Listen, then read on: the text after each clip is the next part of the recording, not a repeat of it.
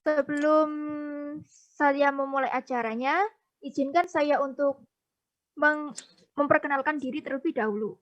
Perkenalkan, nama saya Cantika Dwi Paramita dari SMA Negeri 1 Tuban. Pada meeting sore ini akan dijelaskan oleh rekan saya, yaitu Atta Laguni Ramadan, mengenai tentang pentingnya kesehatan mental. Waktu dan tempat saya persilahkan. Ya. Bismillahirrahmanirrahim. Assalamualaikum warahmatullahi wabarakatuh. Ya. Pada yang terhormat, Bapak Ibu Guru, instruktur yang saya hormati, dan teman-teman semua yang saya sayangi. Terima kasih Cantika untuk waktunya yang telah diberikan kepada saya.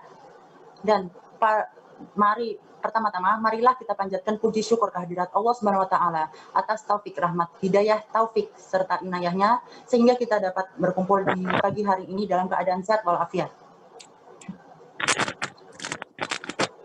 Untuk itu, sebelumnya, apakah kalian semua sehat?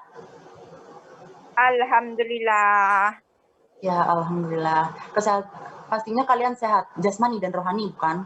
Nah, kesehatan jasmani itu sangat penting.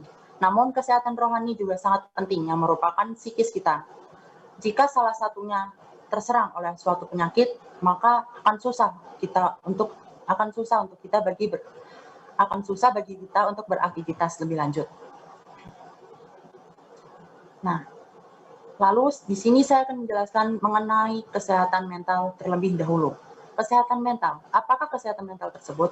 Kesehatan mental adalah, menurut WHO, kesehatan mental adalah kondisi dari kesejahteraan yang disadari dari suatu individu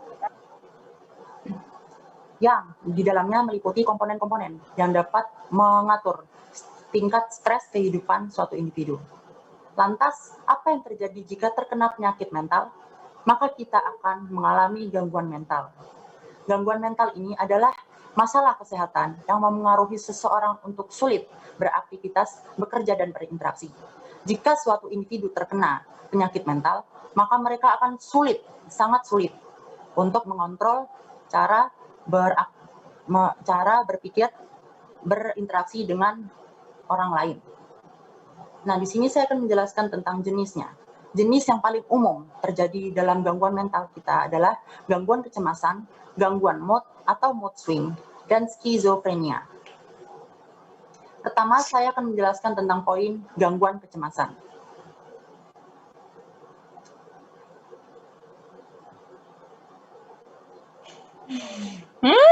Di kontak kok ingin kok. Ya, pertama gangguan kecemasan.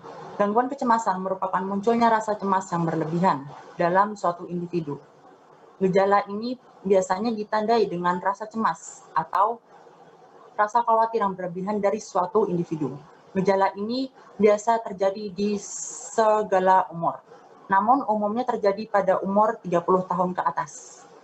Gejala utama adalah rasa khawatir yang berlebihan. Faktor utama adalah hal-hal yang membuat trauma atau riwayat trauma dari seseorang, dan jika seseorang itu telah mengalami peristiwa yang tidak sepatutnya diulangi lagi, seperti bullying atau perundungan.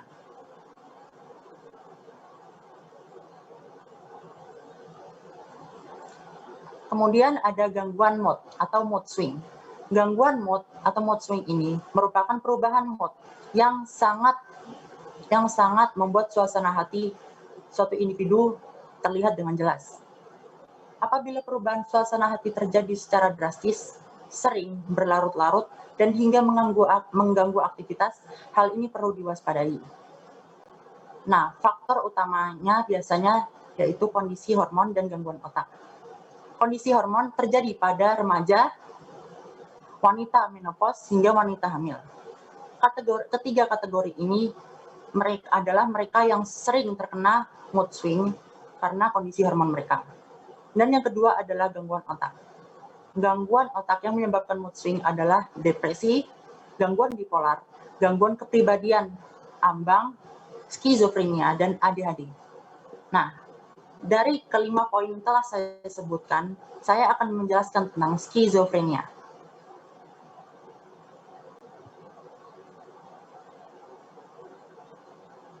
Skizofrenia.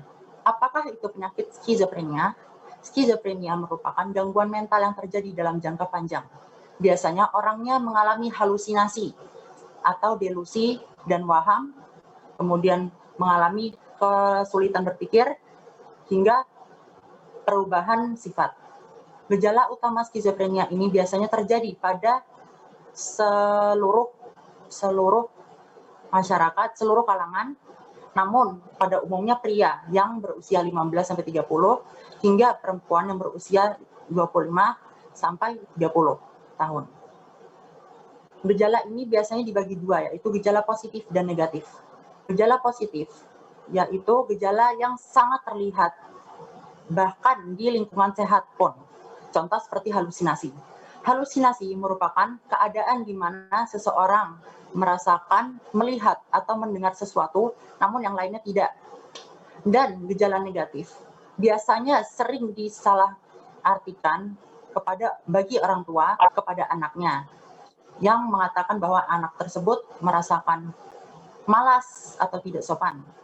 Nah, padahal anak tersebut sangat rentan untuk mengalami gejala skizofrenia. Faktor utamanya adalah faktor genetik dan kimia otak. Pertama, saya akan menjelaskan tentang faktor genetik. Faktor genetik dari suatu anak adalah jika suatu keluarga terkena skizofrenia, maka anak tersebut akan terkena sekitar 10% dari keluarga tersebut.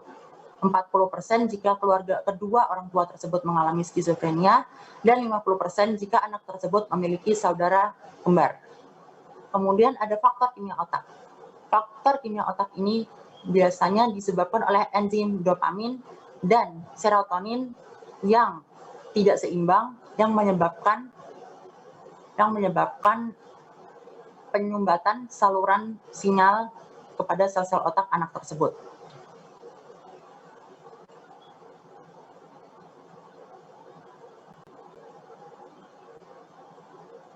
Lantas, bagaimana cara kita mencegah salah satu, bahkan semuanya dari gangguan mental tersebut? Satu, tetap berpartisipasi aktif dalam pergaulan dan aktivitas yang disenangi kita. Berbagilah dengan teman dan keluarga saat menghadapi masalah. Ketiga, lakukan olahraga rutin, makan teratur, dan kelola stres dengan baik. Keempat, tidur dan bangun tidur teratur pada waktu yang sama setiap harinya. Kelima, jangan merokok dan menggunakan nafza. Keenam, batasi konsumsi minuman beralkohol dan minuman berkafein. Ketujuh, konsumsi obat-obatan yang diresepkan dokter sesuai dosis dan aturan pakai. Dan yang terakhir adalah segera ke dokter bila muncul gejala gangguan mental. Sekian dari saya. Mohon maaf jika terdapat kesalahan kata maupun kekurangan saya dalam pengucapan.